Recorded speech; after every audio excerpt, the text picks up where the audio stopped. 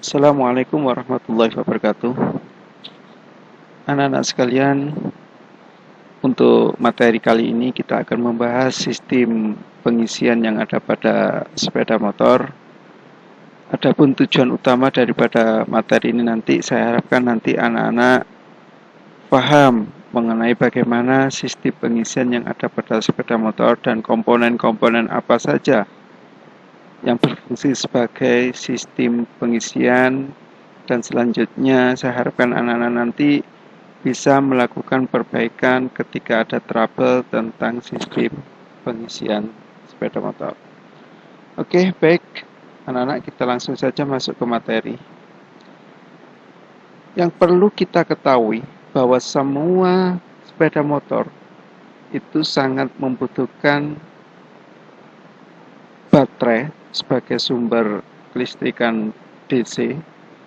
Kenapa? Karena baterai ini dibutuhkan pada saat motor itu akan kita hidupkan, sekalipun pada posisi motor berhenti tidak hidup, maka listrik ini dibutuhkan yaitu untuk menggerakkan motor starter.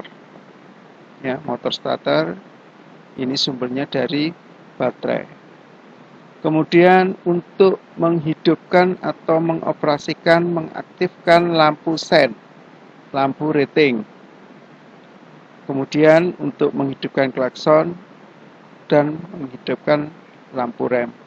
Nah, komponen-komponen inilah yang sangat membutuhkan sumber listrik DC yang bersumber dari DC. Karena baterai dibutuhkan ketika mulai dari motor berhenti sampai dioperasikan, dikendarai, maka baterai ini harus betul-betul dijaga sumber listriknya supaya selalu on, selalu ready ketika kita akan memanfaatkan baterai ini. Maka sistem yang dibutuhkan adalah sistem pengisian. Artinya bahwa sistem pengisian ini dibutuhkan agar baterai ini selalu dalam kondisi siap untuk difungsikan. Ya, yang perlu dicatat sekali lagi, sistem pengisian ini difungsikan agar kondisi baterai selalu ready untuk dipakai kapanpun, mulai dari motor kondisi berhenti sampai kondisi berjalan. Ya, ini. Nah, adapun struktur atau komponen-komponen sistem pengisian yang ada pada sepeda motor, pertama adalah generator. Ada sebagian yang mengatakan alternator. Ya, kita mengatakan sepul, di mana sepul itu ada di dalam magnet. Ya, kita mengatakan coil penerangan atau lighting coil, di mana lighting coil ini adalah sebuah lilitan. Ya, di dalamnya ada magnet. Ya, di sini nanti akan terjadi sebuah induksi. Induksi yang keluar dari sepul ini dia berubah arus AC. Sementara untuk pengisian baterai, jenis listrik yang dipakai untuk mengisi itu adalah strom DC. Maka kalau dari alternator atau dari sepul itu berubah AC, maka harus dirubah menjadi strom DC lebih dahulu. Komponen apa itu? Yaitu komponen rectifier atau dioda. Ya, dioda ini adalah fungsinya sebagai penyearah, dalam arti merubah arus AC menjadi arus DC. Itu fungsi penyearah, yaitu sebuah dioda atau rectifier.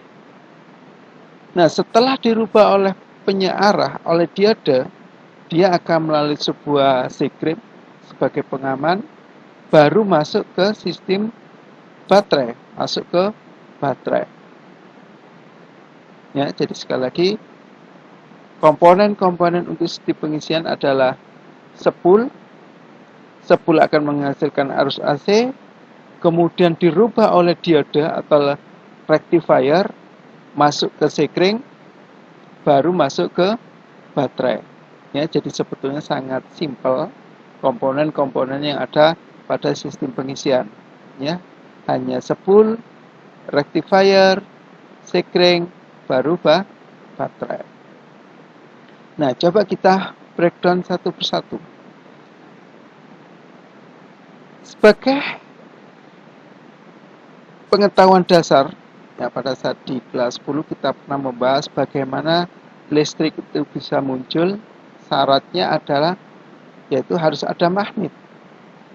Ya, ini syarat supaya listrik bisa keluar itu harus ada magnet. Ya, magnet di dalam sini adalah magnet yang permanen yang nantinya difungsikan supaya magnet ini menimbulkan medan magnet. Ya, dan dipasang pada ujung crankshaft. Kemudian harus ada coil, syarat yang kedua.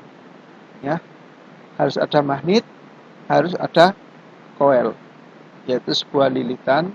Nah, lilitan inilah yang nanti akan mengeluarkan arus berupa arus AC. Dan syarat yang terakhir, ini harus ada putaran. Ya, jadi ada magnet, ada coil, dua komponen sudah ada. Nah, magnet ini diputar, maka akan menghasilkan arus listrik. Ya, jadi ingat sekali lagi, 3 faktor yang menyebabkan listrik ini bisa muncul adalah adanya magnet, adanya coil. Maka kalau sudah ada magnet, ada coil, kemudian magnet diputar, maka sepul akan menghasilkan arus listrik. Dan ingat, semua listrik yang keluar dari sebuah sepul itu bentuknya masih AC. Nah, kalau arus AC ini kita manfaatkan untuk sistem pengisian, maka harus dirubah dulu. Siapa yang merubah? Yaitu sebuah komponen yang namanya rectifier. Di mana rectifier itu adalah sebuah dioda. Ya, jadi arus AC itu adalah bolak-balik, plus, minus, plus, minus. Nah, oleh dioda yang dirubah menjadi sistem pengisian yaitu positifnya saja. Ya, maka dikatakan di sepeda motor ya kebanyakan menggunakan sistem penyearah setengah gelombang, artinya yang awalnya gelombang penuh yaitu satu gelombang plus, satu gelombang minus, sementara dia hanya dirubah menjadi arus DC yaitu di gelombang positifnya saja. Ya, ini ya, jadi penyearah atau rectifier. Kemudian baterai. Ya, baterai ini berfungsi untuk menyimpan arus listrik. Ya, yang nantinya akan kita manfaatkan seperti tadi untuk motor starter, lampu rem, rating, klakson dan seterusnya. Nah, bagaimana prinsip kerja pada sistem generator itu sendiri pada sistem sepul?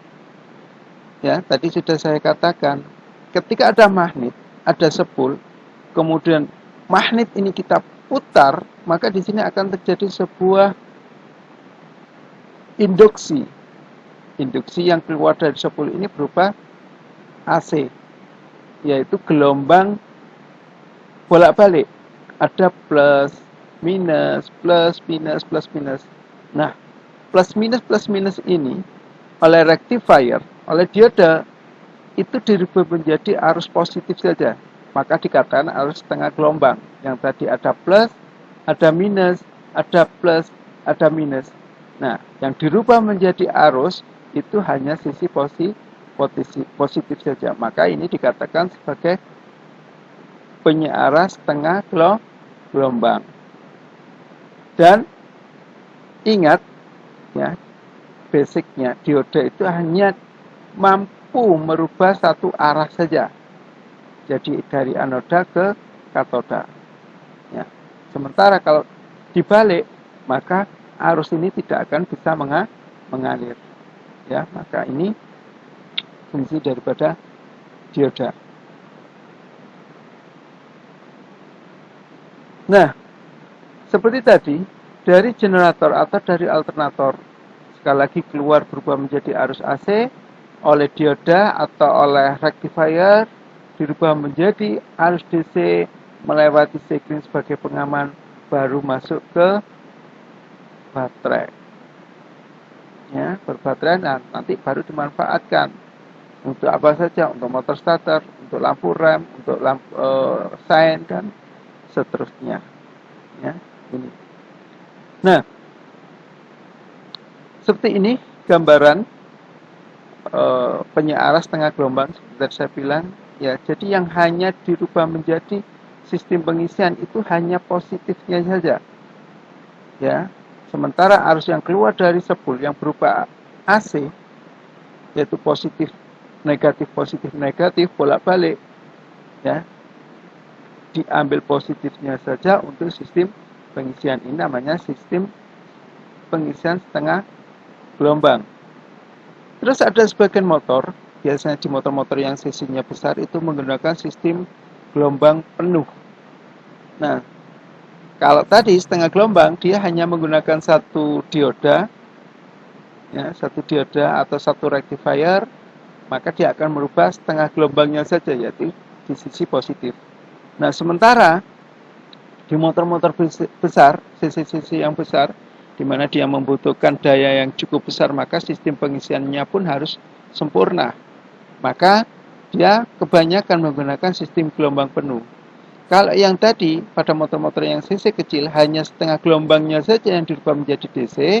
Nah, sekarang hampir semua baik itu positif maupun negatif itu akan dirubah menjadi sistem pengisian. Jadi gambarannya semacam ini, ya. Ada lighting coil atau spool alternator dimasukkan ke sebuah diode. Maaf, bukan sebuah diode, tapi dia berupa 4 dioda, ya, di mana di sini positif, ini juga positif. Nah, kedua ujung daripada spool ini, ya, ini masuk semua ke rectifier. Maka inilah yang akan memungkinkan, ya, arus AC tadi tidak hanya sisi positifnya saja yang dirubah menjadi sistem pengisian, tetapi baik itu positif maupun negatif akan dirubah menjadi strom DC. Sehingga, ya, dengan sistem gelombang penuh ini, maka sistem pengisiannya akan lebih bagus lagi, lebih sempurna lagi. Kenapa? Karena kebutuhan listrik untuk motor-motor yang cc besar ini cukup besar juga. Maka ini harus didukung dengan sistem pengisian yang lebih sempurna, ya, yaitu salah satunya dengan sistem gelombang penuh. Nah, bagaimana gelombang penuh? Ya, bedanya dengan sistem gelombang setengah yaitu cukup simpel, yaitu dari rectifier yang dipakai.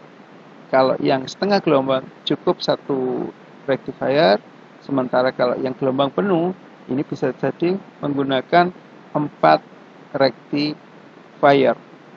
Dengan rangkaian semacam ini memungkinkan arus negatif itu akan dirubah menjadi arus positif untuk sistem pengisian. Dari sini bisa kita lihat, ya, tadi sudah disampaikan bahwa untuk sistem pengisian itu membutuhkan komponen yang namanya rectifier atau dioda. Sementara di motor-motor sekarang ini, ya, motor-motor modern saat ini, antara sistem pengisian dan sistem lighting untuk penerangan itu dipisah. Ya, kenapa? Karena ada sebagian motor itu yang menggunakan sistem penerangan itu langsung bersumber dari AC, sementara untuk pengisian, ya, arus AC harus dirubah menjadi DC. Maka itu dirubah, artinya dibagi untuk sistem pengisian sendiri, untuk penerangan sendiri. Maka regulator yang khusus untuk lampu itu dinamakan regulator AC. Kenapa? Karena arus yang keluar ke lampu itu masih berupa AC. Jadi fungsi daripada regulator ini hanya sebatas untuk membatasi supaya voltase tidak berlebihan. Sebab kita ingat bahwa induksi ini akan berubah-ubah tergantung dari berapa RPM yang ada pada motor. Semakin tinggi RPM, maka voltase yang keluar pun juga akan semakin tinggi. Sementara kebutuhan lampu-lampu yang ada di motor itu hanya 12 volt. Maka dibutuhkanlah sebuah regulator atau sebagai pengatur tegangan supaya tidak berlebihan. Nah, di motor-motor sekarang, ya tadi saya sampaikan, ya kalau tadi dipisah menjadi dua, ya dari 10 itu satu arah ke sistem pengisian, ya melalui dioda, yang satunya melalui regulator AC. Nah, motor-motor sekarang ini menjadi satu, maka namanya regulator AC DC. Artinya, regulator DC arahnya untuk pengisian, regulator AC arahnya untuk penerangan. Ya, dan komponen ini, dua komponen ini berada dalam satu paket yang namanya regulator.